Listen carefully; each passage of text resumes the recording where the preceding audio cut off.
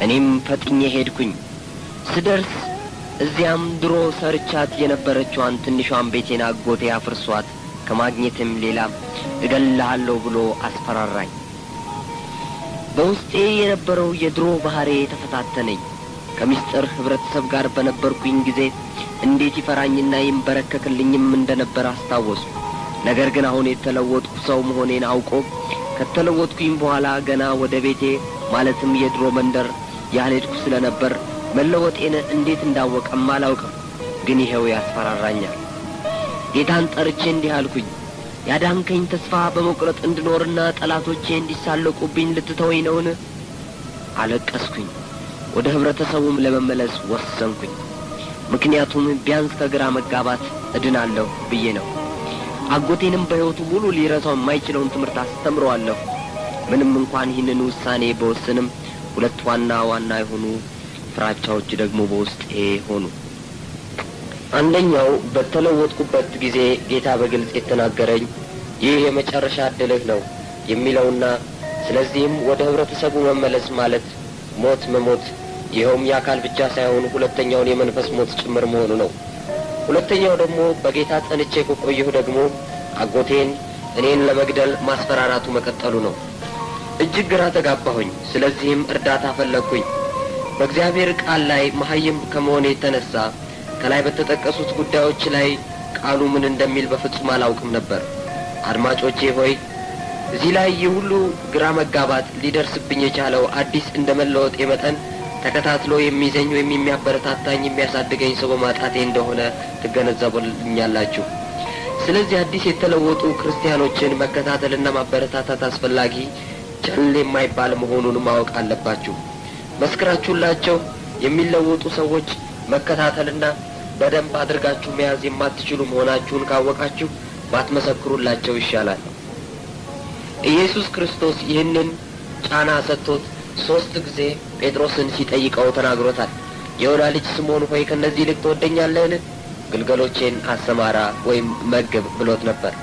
ብዙ አዲስ የተለወጡ ክርስቲያኖች ወደ ኋላ የሚመለሱበት የሚከታተላቸው ሰው በማጣታቸው ምክንያት ነው። ኢየሱስን የምትወዱት ከሆነ ግልገሎቹን ጠብቁለት።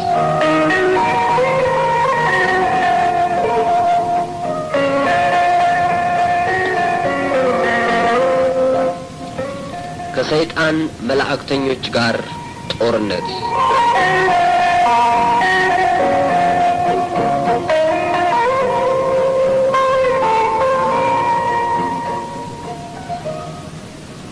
በዚህን ጊዜ የጠረፏ ንግሥት መልእክተኞች ይከታተሉኝ ጀመር።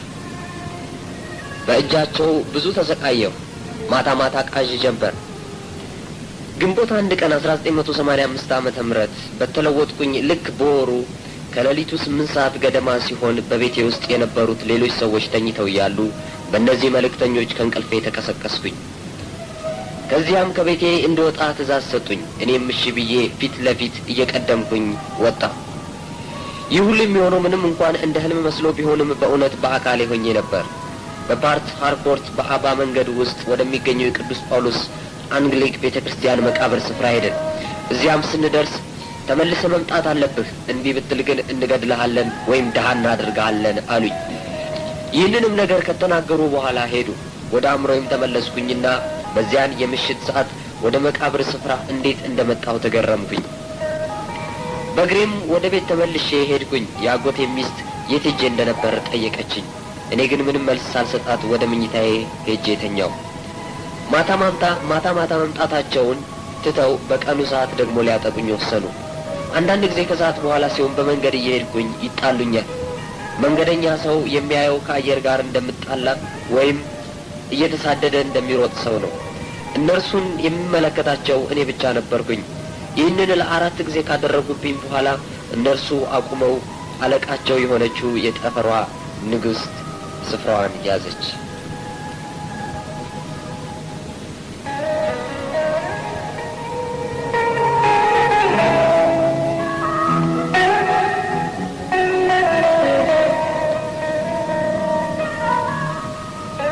የመጀመሪያው ቀን በመኪና መታ ከኛ ቤት አጠገብ አቆመች። እንደተለመደው ጥሩ የለበሰችና ቆንጆ ናት። በአካባቢው የሚገኙት ሰዎች የሴት ጓደኛዬ አድርገው ነበር የወሰዱት። ስትመጣም ወዲያውኑ ማን እንደሆነች ለየኋት። የመጣችውም 6 ሰዓት ቀትር ገደማ ሁካታ ባልነበረበት ጊዜ ነው። ከተቀመጠችም በኋላ ከተነጋገረቻቸው ንግግሮች አንዱ ወደ ቤተ ክርስቲያን መሄድ ትችላለህ፣ የፈለከውን ማመን ትችላለህ፣ ነገር ግን ይህ ሁሉ የሚሆነው ስለኔ ያልገለጥክ እንደሆነ ብቻ ነው። በዚህ ህይወት የሚያስፈልግህን ማንኛውንም ነገር እሰጥሃለሁ አለች። የእግዚአብሔርን ቃል አላውቅም ነበርና እኔም ዝም ብዬ አየኋት። የምትናገረውንም ነገር ሁሉ ሰማሁ። በማባበል ወደ እርሷ እንድመለስ ጠየቀችኝ። እሺም እምቢም አላልኳትም። ተነስታ ከቆመች በኋላ ወደ መኪናዋ ተመልሳ ሄደች። ለ2 ጊዜ ያህል ያጎቴ ሚስት ማንነቷን ሳታውቅ አስተናገደቻት። እኔም ማን እንደሆነች አልነገርኳትም ነበር። በመጨረሻም ቀን በመጣች ጊዜ አቀራረቧን ለወጠችው። በዚህን ጊዜ ከከባድ ማስጠንቀቂያ ጋር በዚያ ጉብኝቷ ጊዜ ሁሉ ወደ እርሷ እንድመለስ ሞክራ አቃታት። ይህም አመጣጧ የመጨረሻ እንደሆነ አሁንም ሳልመለስ ብቀር በነሐሴ ወር ተመልሳ መጥታ እንደምትገድለኝ ወይም ቅርጼን እንደምታበላሸው አለበለዚያም ደሃ እንደምታደርገኝ ነግራኝ ሄደች። እኔም ፈራሁኝ። ስለዚህም አንድ ቀን ወደ ቤተ ክርስቲያን እጄ አንድ ወንድምን ጠራሁት። ችግሮቼን በሙሉ ነገርኩትና በቤተ ክርስቲያንም ውስጥ ስላሉት አንዳንድ አባላት ያለኝን አመለካከት ወዘተ ነገርኩት። ይህ ወንድም የስክሪፕቸር ዩኒየን መስሪያ ቤት አድራሻ ከሰጠኝ በኋላ እዚያ እርዳታ ታገኛለህ አለኝና ሄደ። በዚህ አጋጣሚ ግን የምነግራችሁ ያን ቀን ይህንን ወንድም ያየሁበት የመጨረሻ ቀን ሲሆን እስካሁን ድረስ አይቼው ማላቅ መሆኑን ልገልጽላችሁ እወዳለሁ። አድራሻውን ተቀብዬ በሚቀጥለው ቀን ወደ ቁጥር 108 ቦኒ መንገድ ታክሲ ተሳፈርኩኝ። ወደ መስሪያ ቤቱም ሄድኩኝ። እዚያም ጸሐፊዋን አግኝቼ በአቅራቢያዬ የሚገኘውን በስክሪፕቸር ዩኒየን የሩማማስ ግሩፕ የፕሮግራም ዝርዝር ሰጠችኝ። እሁድም ሲመጣ በቅዱስ ሚካኤል የመንግስት ትምህርት ቤት ሩማማሲ የህብረት አምባ ፕሮግራም የሚጀመረው በ9 ሰዓት መሆኑን ስላላወቁ በ8 ሰዓት ደረስኩኝ። በዚህን ጊዜ ጸሎት ግሩፕ ይጸልይ ስለነበረ ከእነርሱ ጋር አብሬ መጸለይ ጀመርኩኝ።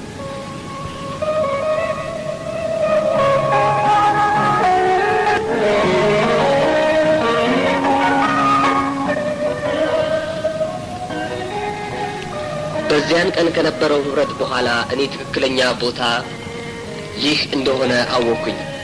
እግዚአብሔር አንድ ክርስቲያን ሴትዮን ሰጠኝ። እኔም እንደ እናቴ አድርጌ ወሰድኳቸው። እሳቸውም የእግዚአብሔርን ቃል በደስታ ያስረዱኝ፣ በምክርም ይረዱኝ ጀመር። ወንድሞችንም በእኔ በጣም ደስ አላቸው፣ ይጠነቀቁልኝም ጀመር። እውነተኛንም ፍቅር አየሁኝ። መንፈስ ቅዱስም ቃሉን እንድረዳ ያደርገኝ ጀመር። ስለዚህ በእምነት ያደርኩ፣ የክርስትና ሕይወቴንም እደሰትበት ጀመር። ነሐሴም መጣና አለፈ። ነገር ግን የጠረፏ ንግሥት እንደዛተችው አልመጣችም። በመዝሙር በቅንፍ 91 እንደተገለጸው የእግዚአብሔር ጥበቃ በሕይወቴ ውስጥ ተፈጸመ። ኢሳይያስ 54 ቁጥር 17 ላይ በአንቺ ላይ የተሰራ መሳሪያ ሁሉ አይከናወንም፣ በፍርድም በሚነሳብሽ ምላስ ሁሉ ትፈርጅበታለሽ። የእግዚአብሔር ባሪያዎች ርስት ይህ ነው፣ ጽድቃቸውም ከእኔ ዘንድ ነው ይላል እግዚአብሔር የሚለው የእግዚአብሔር ቃል በእኔ ላይ ይሰራ ጀመር።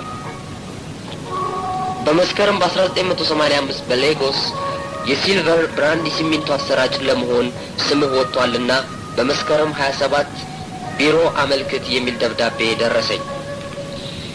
እኔም ፓርት ሃርኮርትን በ26/9/85 እንደ አውሮፓውያን አቆጣጠር ለቅቄ በዚያኑ ምሽት ሌጎስ ገባሁኝ። በማግስቱ በ27/9/85 እንደ አውሮፓውያን አቆጣጠር ጠዋት ወደ ቢሮ ሲሄድ በፐርሶኔል የክፍል ኃላፊው የኔ ድርሻ ለሌላ ሰው እንደተመደበና በሚቀጥለው ቀን ማለትም በ28/9/85 እንደ አውሮፓውያን አቆጣጠር ተመልሼ በመምጣት ለስራ አስኪያጁ ሪፖርት እንዳደርግ ተነገረኝ። ወደ ቤቴ በመመለስ ላይ እንዳለሁ በመንገድ ላይ አንድ ሰው ከኋላዬ መጥቶ አፍንጫዬንና አፌን በማፈን ሊገድለኝ ታገለኝ። እኔም የሞት የሽረት ታገልኩት። በመንገድ የሚያልፍ ሰዎች በሙሉ እያዩኝ ሊረዱኝ የሞከረ ግን ማንም አልነበረም። ነገር ግን ጌታ በመካከል ገባ። ገና አሁንም እየታገልኩኝ እያለሁ ጩኸት አሰምታ ገፍትራኝና እንዲህ ስትል ሰማኋት። ያ ከኋላ ያለው ሰው ማን ነው አለችኝ። ይህንን ቃል እንደገና ለሁለተኛ ጊዜ ሰማሁት። ከድምጿም ሴት መሆኗን አውቄያለሁ። ነገር ግን ማን እንደሆነች አላየኋትም ነበር። ራሴን መቆጣጠር አቅቶኝ እየተንገዳገድኩኝ ወደ ቤት ሄድኩኝ። ቤቴ ስገባ እንደገና የመሬት ከበርቴው እሳት ለብሶ እንደዚህ አለኝ። ለምንድን ነው ያበደርኩን ገንዘብ ክራይ ሳትከፍለኝ የጠፋኸው አለኝ። እኔም በመለማመጥ ስራ እንደሌለኝና ወደፊትም ገንዘቡን በሙሉ በተቻለኝ ፍጥነት እንደምከፍለው ነገርኩት። እሺም ሲለኝ ይህ ጉዳይ እየተረጋጋ ነው ብዬ አሰብኩ። በሚቀጥለው ቀን ማለትም በ28/9/85 እንደ አውሮፓውያን አቆጣጠር ወደ መስሪያ ቤቱ ተመልሼ ሄድኩኝና ስራ አስኪያጁን አገኘሁት። እርሱም የእኔን ድርሻ ለሌላ ሰው በመስጠቱ ይቅርታ ጠየቀኝ። ከዚያም ገና እያወራ ሳለ ንግግሩ ሳይጨርስ አንድ ወጣት ሰው ገባና አማኑኤል አይደለህምን ብሎ ጠየቀኝ። እኔም አዎ ነኝ አልኩት። እርሱም አዎ፣ በመጨረሻ አገኘንህ። ብዙ ጊዜ ፓርተር ኮርት መተን ነበር፣ ነገር ግን ዘወትር ከዚያች መንፈሳዊ እናት ጋር ነበርክ። እሷ መሰናከል ሆናብን ነው እንጂ ይኸው አሁን ሌጎስ መጥተሃል፣ እዚህም ያዝንህ